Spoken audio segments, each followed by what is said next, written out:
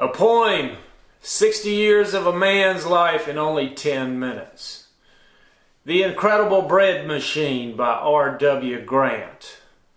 This is a legend of success and plunder, and a man, Tom Smith, who squelched world hunger. Now Smith, an inventor, specialized in toys, so people were surprised when he, instead of toys, was baking bread.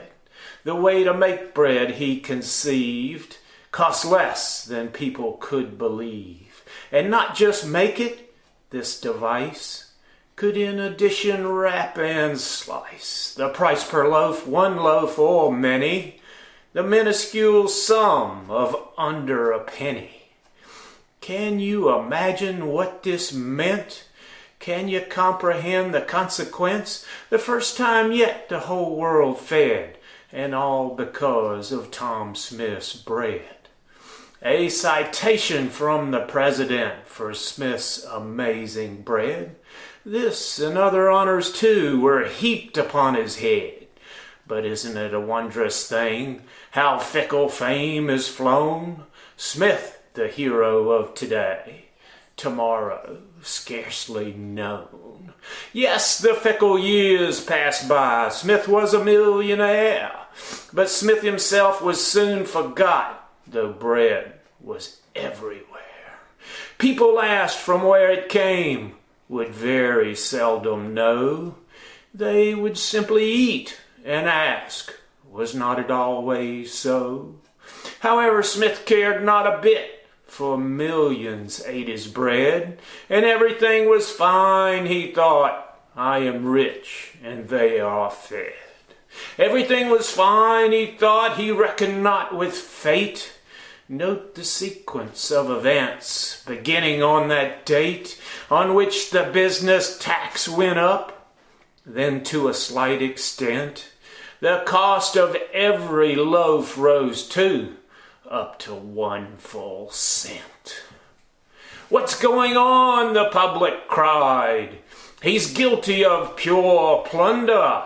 He has no right to get so rich on other people's hunger. A prize cartoon depicting Smith with fat and drooping jowls, snatching bread from hungry babes, indifferent to their howls. Well, since the public does come first, it could not be denied that in matters such as this, the public should decide.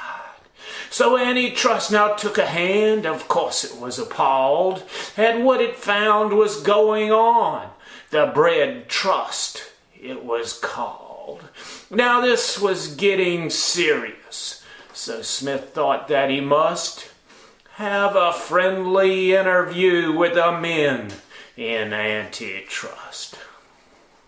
So hat in hand he went to them. They'd surely been misled. No rule of law had he defied.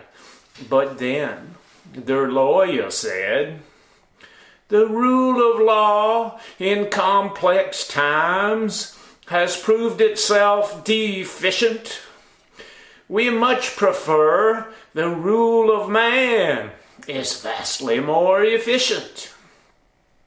Now let me state the present rules, the lawyer then went on. These very simple guidelines you can rely upon. You're gouging on your prices if you charge more than the rest, but it's unfair competition if you think you can charge less. A second point that we would make to help avoid confusion, don't try and charge the same amount. That would be collusion. Now, price too high or price too low, which charge did they make? Well, they weren't loath to charging both, with public good at stake. In fact, they went one better. They charged monopoly. No muss, no fuss. Oh, woe is us. Egad, they charged all three.